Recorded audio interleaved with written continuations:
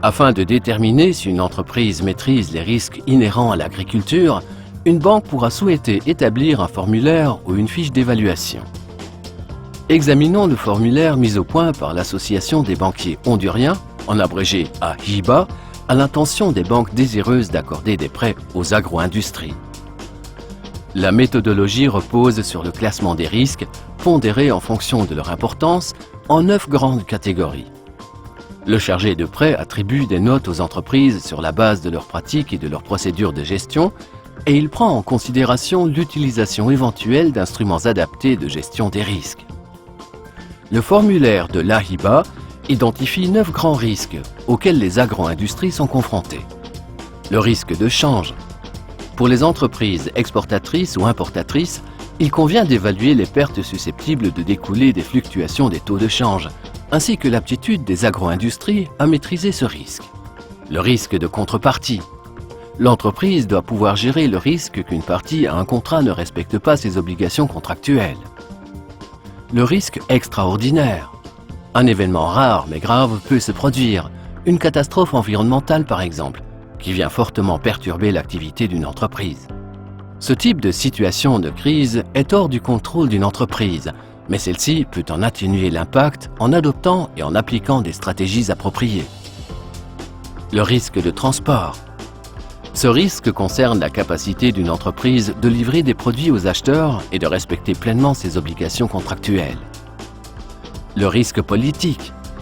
Il s'agit d'évaluer les risques politiques associés à la filière considérée, sur le marché d'origine et sur le marché de destination de l'entreprise. Le risque de qualité.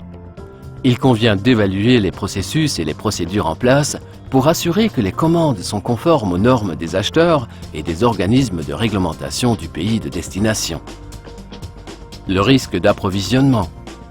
Ce risque dépend de la force et de la solidité de la relation entre l'agro-industrie considérée et ses fournisseurs, de la durée de cette relation et des contrats signés par l'entreprise pour se protéger en cas de manquement d'un fournisseur à ses obligations de livraison. Le risque de main-d'œuvre. Ce risque est lié à la relation entre l'entreprise et ses employés et à la mesure dans laquelle les contrats de travail sont de nature à assurer la coopération et la loyauté du personnel. Le risque de commercialisation. Il convient de mesurer l'avancement de la stratégie de commercialisation de l'entreprise et la difficulté qu'elle aurait à trouver de nouveaux débouchés si elle perdait certains de ses clients actuels. Après avoir complété le formulaire, le chargé de prêt obtient un score qui indique si l'agro-industrie considérée maîtrise effectivement ses risques agricoles. Si elle reçoit la note minimum, le chargé de prêt effectue alors une évaluation du risque classique. En revanche, s'il apparaît que l'entreprise ne gère pas les risques agricoles de manière suffisamment efficace, le prêt sera refusé, indépendamment des résultats de l'évaluation habituelle. La banque adaptera la notation à chaque filière principale et modifiera les coefficients de pondération en fonction de la filière considérée et de ses caractéristiques.